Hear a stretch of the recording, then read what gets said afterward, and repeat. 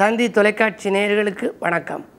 நல்லதை சொல்வோம், நல்லதை செய்வோம், நல்லதே நடக்கும். ஒரு வாழ்க்கையில் நல்லது நடக்க வேண்டும் என்று சொன்னால் நல்லதை சொல்ல வேண்டும், நல்லதை செய்ய வேண்டும். அந்த அடிப்படையில் இன்றைக்கு 1/10/2014 புதன்கிழமை மூலம் நட்சத்திரம் இரவு 8:43 வரை, பிறகு பூராடம். இன்றைக்கு துர்காஷ்டமி. அம்பிகை இன்றைக்கு போர் செய்வதற்கு ஆயத்தமாகின்ற நாள். நவராத்திரி விழாவிலே 7ஆம் நாள். இதைத்தான் துர்காஷ்டமி என்று கொண்டாடுகின்றோம். இனி அடுத்தடுத்து அம்பிகைக்கு வீரம் வந்து அந்த வீரத்தோடு போரிட்டு வெற்றி பெற்று விஜயதசமி வரப்போகின்றது. இன்றைக்கு நாட்காட்டியிலே பார்த்தால் நடிகர் திலகம் சிவாஜி கணேசன் பிறந்த நாள் என்று போட்டிருக்கும்.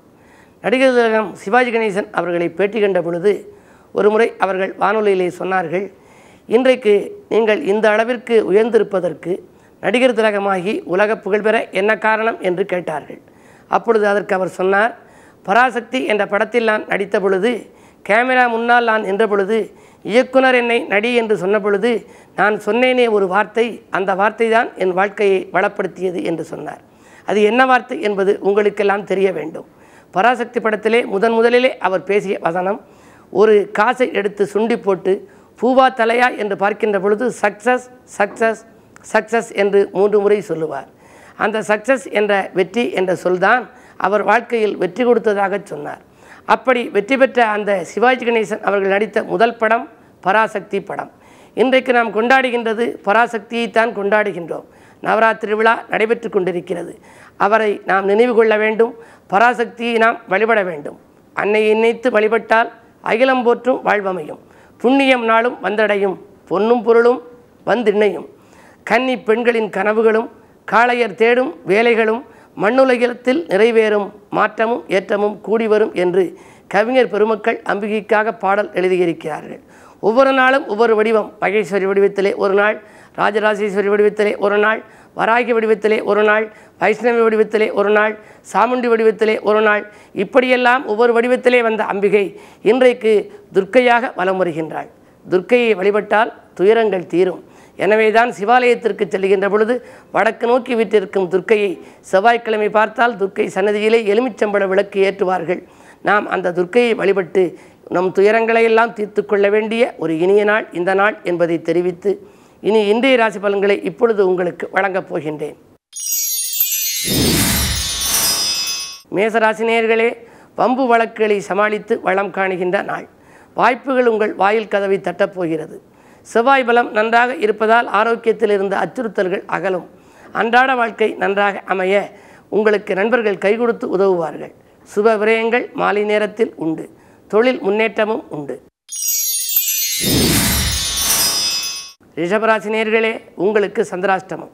ஆதாயத்தை காட்டிலும் விரயங்களை அதிகரிக்கும். ஆரோக்கியமும் கொஞ்சம் சீராவதில் தடைகள் ஏற்படலாம். மருத்துவ செலவு உண்டு.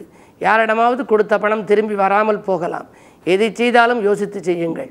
உத்தியோகத்தில் உடன் இருக்கும் சக பணியாளர்களுடன் அனுசரித்து போவதுதான் நல்லது. மிதுனராசினியர்களே, நல்லவர்களின் தொடர்பால் நலம் காணுகின்ற நாள். நாட்டுப்பற்று மிக்கவர்களால் உங்கள் வீட்டு பிரச்சனைகள் தீரும். விடிகாலையிலேயே வியக்கும் தகவல் வந்து சேரலாம். விஐபிக்கள் கூட வீடு தேடி வந்து உங்களுக்கு உதவிக்கரம் நீட்டப் போகின்றார்கள். பொருள் வரவு திருப்திகரமாக இருக்கும். கடகராசினியர்களே, உங்களுக்கெல்லாம் சண்டை போட்டவர்கள் சமாதானமாக மாறுகின்ற நாள். விலகிச் சென்றவர்கள் விரும்பி வந்து சேரப்போகின்றார்கள். சக பணியாளர்களின் ஒத்துழைப்பு கிடைக்கும். புதிய தொழில் தொடங்கும் திட்டங்களை நிறைவேற்றிக் கொள்ளப் போகின்றீர்கள். விலையேந்த பொருட்களில் வீடு வந்து சேரும். சிம்மராசினியர்களே, இன்றைக்கு இனிமையான நாள். இல்லத்திற்கு தேவையான பொருட்களை எல்லாம் வாங்குவதற்காக திட்டம் திட்டப் போகின்றீர்கள். பக்கத்தில் இருப்பவர்களால் உங்கள் சிக்கல்கள் அகலும். பணியில் இருந்த சுமை குறையலாம். கட்டிடம் கட்டும் முயற்சி வெற்றிகரமாக நடைபெறப் போகின்றது. எதிரிகளின் பலம் குறையும். இந்த நாள் உங்களுக்கு ஒரு இனிய நாள். கன்னிராசி நேயர்களே, கூட்டு கிரக யோகம் இன்றைக்கு இருக்கிறது. எனவே புத்துணர்ச்சியோடு நீங்கள் செயல்படப் போகின்றீர்கள். புதிய வாய்ப்புகள் வாயில் தேடி வந்து சேரும். புத சுக்கிர யோகம் இருப்பதால் எதிர்பாராத தனலாபங்களும் உண்டு. பாக்கிகளும் வசூலாகி பரவசப்படுத்தலாம். தொழில் வருமானம் 2 மடங்காக உயரும். வங்கி சேமிப்பு கூடும். இந்த நேரத்தில் அதை செய்வோமா இதை செய்வோமா என்று சிந்திப்பீர்கள். அரசியலில் ஈடுபாடு கொண்டவர்களுக்கு, பொதுநலத்தில் இருப்பவர்களுக்கெல்லாம் புதிய பொறுப்புகள் வந்து சேரும். துலாம் ராசி நேயர்களே, வெற்றி செய்திகள் வீடு வந்து சேருகின்ற நாள். வீடு மாற்ற சிந்தனைகள் ஒரு சிலருக்கு மேலோங்கலாம். சனியின் ஆதிக்கம் இருப்பதால் சஞ்சலங்கள் வந்து கொண்டே இருக்கிறது. இந்த இடத்தை மாற்றுவோமா என்று சிந்திப்பார். உத்தியோகத்தில் இருப்பவர்கள் உத்தியோக மாற்றம் தேவையோ என்று நினைப்பார். ஆனால் இன்னும் சில நாள் இருந்து சனி விலகிய பின்னால் மாறிக்கொள்வதே நல்லது.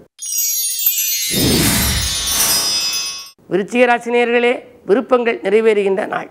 நல்ல திருப்பங்கள் இன்று உருவாகும். வருங்கால நலங்கிறது எடுத்த முயற்சிகளில் வெற்றி கிடைக்கும். வருமானம் இருமடங்காக உயரும். இன்றைக்கு துர்காஷ்டமி என்பதால் சிவாலயத்திற்கு சென்று துர்க்கை வழிபாட்டை மேற்கொள்ளுங்கள். பயணத்தால் பலன் கிடைக்கும்.